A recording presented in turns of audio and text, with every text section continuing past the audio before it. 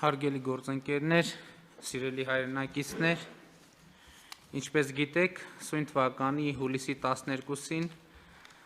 Ադրբեջանի կողմից հարձակում ձեռնարկվեց Տավուշի մարզի մեր սահմանապահ դիրքերի ուղղությամբ։ Հայաստանի զինված ուժերը ոչ միայն ետ մղեցին հակառակորդի հարձակումները, այլև նրան պատճառեցին էական վնասներ։ Ադրբեջանական կողմը կրել է բազմաթիվ կորուստներ,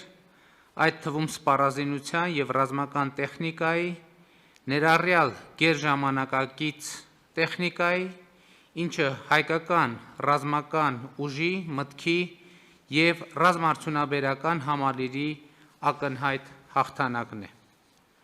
Շատ ավելի ուժեղ էր հակառակորդին հասցված բարոյահոգեբանական հարվածը, և սահմանին տեղի ունեցած դեպքերի արդյունքում Ադրբեջանում ներքաղաքական անկայուն վիճակ է ստեղծվել, ինչը այդ երկրի ղեկավարությանը ստիպում է դիմել նորանոր սադրանքների, ներքին դժգոհության էներգիան Հայաստանի և Արցախի դեմ ուղղորդելու համար։ Այս ամենի ֆոնին հարկ եմ համարում կատարել մի քանի կարևոր արձանագրումներ։ Նախ, Ադրբեջանը հարձակվեց Հայաստանի ինքնիշխան տարածքի վրա, և ևս մեկ անգամ պիտի ընդգծեմ, որ այն դիրքերը, որոնք դարձել են վերջին երկու շաբաթվա իրադարձությունների կիզակետ, գտնվում են Հայաստանի ինքնիշխան տարածքում և Հայաստանին ուղղված Ադրբեջանի մեղադրանքները իր դեմ ագրեսիայի վերաբերյալ պարզապես անհեթեթ են։ Ադրբեջանը հարձակում գործեց այն ժամանակ, երբ Հայաստանը ներգրավված էր Լեռնային Ղարաբաղի հարցի կարգավորման խաղաղ գործընթացում և այն պայմաններում, երբ Ադրբեջանը հրաժարվում էր բանակցել հակամարտության հիմնական կողմի Արցախի հետ։ Ադրբեջանի բոլոր հարձակումները վճռականորեն ետ մղվեցին և հայկական կողմը առավել քան ամրացրեց իր դիրքերը սահմանագծում։ Ադրբեջանական այն միֆը, թե նրա բանակը կարող է հաղթել հայկական բանակին և հետևաբար Հայաստանը և Արցախը պետք է զիջումների գնան, հօդս ցնդեցին։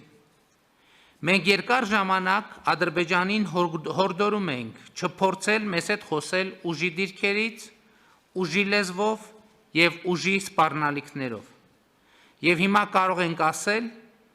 Հայաստանը ոչ միայն մերժեց ուժի սպառնալիքը դիվանագիտական սեղանի շուրջ, այլև մարտի դաշտում ցույց տվեց, որ դրանք անհիմն են և չեն արտացոլում ուժերի իրական հարաբերակցությունը։ Երբ ասում եմ ուժերի իրական հարաբերակցություն, նկատի չունեմ միայն սպառազինությունների և զինված ուժերի քանակը,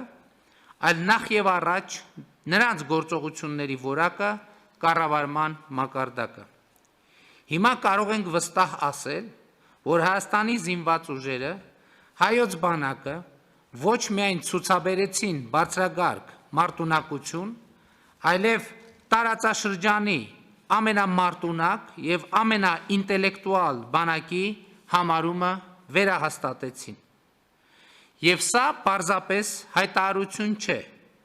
այլ հուլիսի 12-ից հետո տեղի ունեցածի մանրավասն վերլուծությունից բխող հետևություն։ Մեր բանակը ինչպես եղել, այնպես էլ շարունակում է մնալ համազգային հպարտության աղբյուր և Տավուշում ևս մեկ անգամ վերահաստատեց իր այս կարգավիճակը։ Կարևոր եմ համարում նաև այն, որ Հայաստանի հասարակությունը ցույց տվեց միահամուռ աջակցություն և վստահություն իր լեգիտիմ կառավարությանը և զինված ուժերին։ Կուզենայի առանձնահատուկ ընդգծել Սփյուռքի մեր հայրենակիցների միասնությունը, Հայաստանին իրենց օգնելու նվիրումը, խոհեմությունը և սթափությունը։ Սփյուռքի մեր հայրենակիցները այս օրերին ևս մեկ անգամ ցույց դրեցին, որ մենք մեկ ամբողջություն ենք, մեկ ընտանիք, մեկ ոգի և մեկ ինքնություն։ Սիրելի հայրենակիցներ, հարգելի գործընկերներ, անցած այս օրերին միջազգային համայնքի առջև մենք ցուցաբերեցինք պատասխանատու և վստահ պահվածք։ Մենք հավատարիմ մնացինք կրակի դադարեցման 3 պայմանավորվածություններին, որոնք հաջորդաբար խախտվում էին Ադրբեջանի կողմից,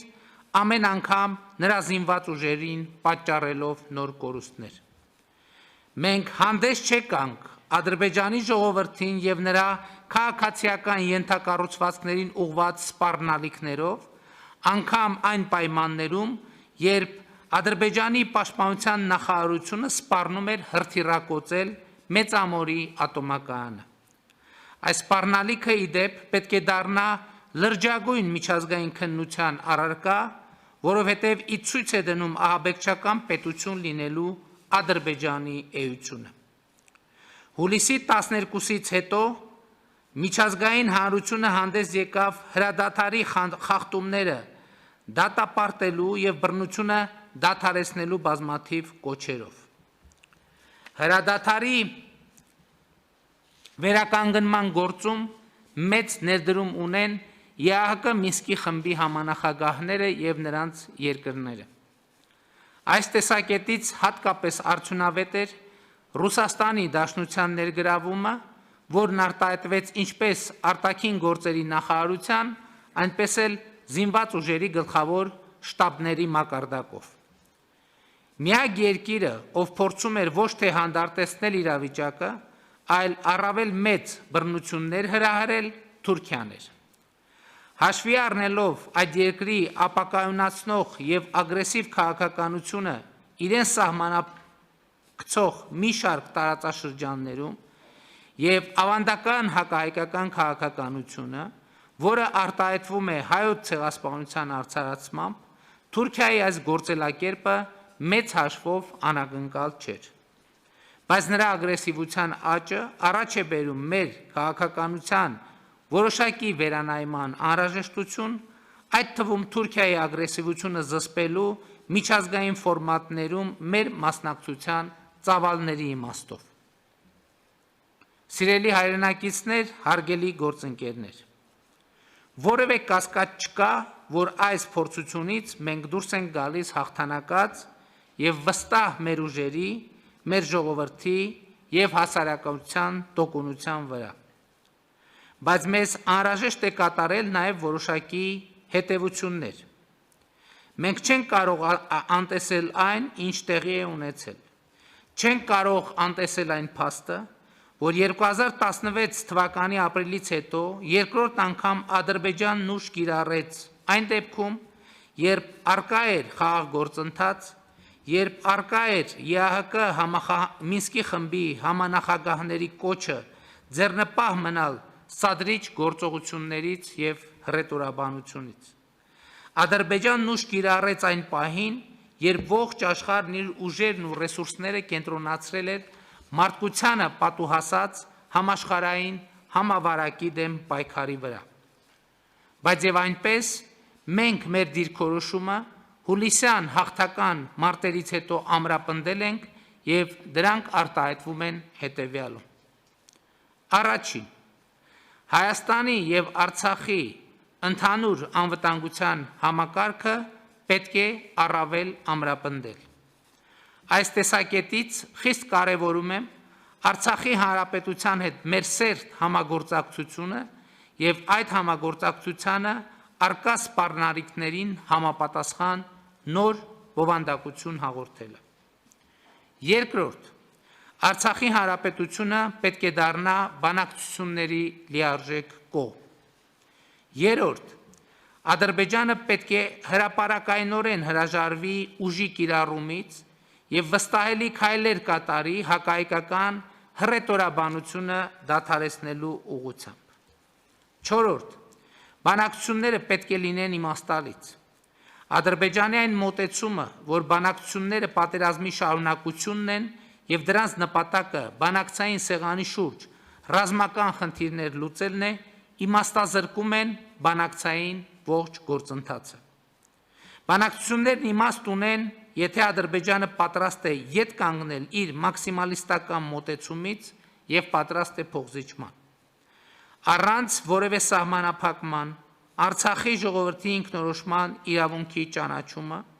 Հայաստանի և Արցախի բնակչության անվտանգությունը չեն կարող զիջվել որևէ պարագայում։ Հինգերորդ, Վերջին օրերին Ադրբեջանը թիրախավորեց Տավուշի մարզի մի շարք գյուղերի սահմանամերձ բնակավայրերի քաղաքացիական բնակչությանը եւ ենթակառուցվածքներին։ Ադրբեջանին զենք մատակարարող երկրները պետք է հստակ գիտակցեն, որ այդ զենքի օգտագործումը խաղաղ բնակչության դեմ հանցագործություն է, քանի որ այնպիսի տպավորություն է ստեղծվում, որ Հայաստանի զինված ուժերի եւ խաղաղ բնակչության դեմ կռվում է ոչ թե Ադրբեջանը, այլ օտարերկրյա ճշգրիտ մահաբեր զինատեսակներ արտադրող միջազգային կորպորացիաներ իրենց մասնագետներով հանդերձ։ Արդեն երրորդ տասնամյակը ձգվող հակամարտությունը լուրջ վնաս է հասցնում Հայաստանի սահմանավերձ բնակավայրերին եւ Արցախում ապրող մարդկանց եւ խախտում է նրանց քաղաքական, տնտեսական, բնապահպանական, տեղաշարժի եւ այլ իրավունքներ։ Այն մոտեցումը, որ այդ իրավունքները կարող են իրացվել միայն հակամարտության կարգավորումից հետո, ընդունելի չէ։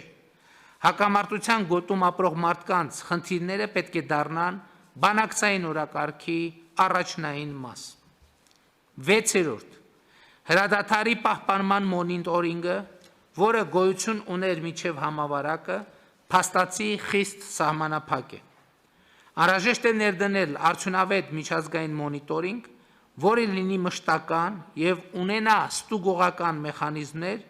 որոնք կարձանագրեն, թե երբ եւ որ կողմն է խախտել հրադադարը։ Նմանօրինակ մոնիտորինգային գործունեություն կարող է իրականացնել ԵԱՀԿ գործող նախագահի անձնական ներկայացուցչի գրասենյակը, որն ունի տարածաշրջանում տարիների փորձառություն եւ կարող է ապահովել ԵԱՀԿ դիտորդների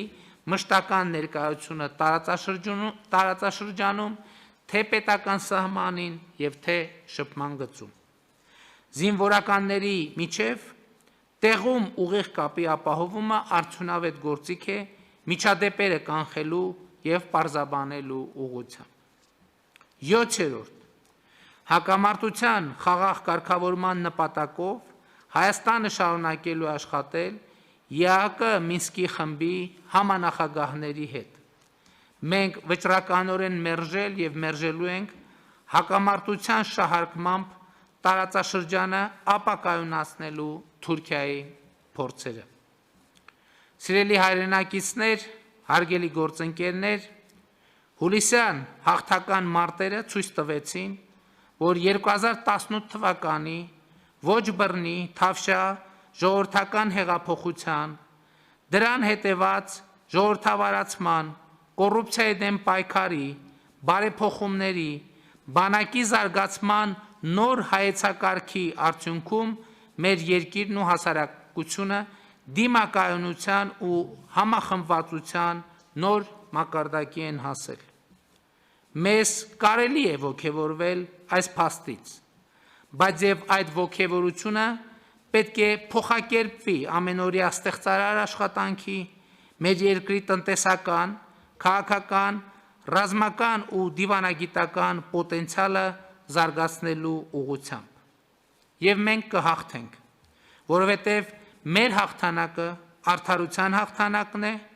ճշմարտության հաղթանակն է, մարդկության հաղթանակն է։ Շնորհակալություն։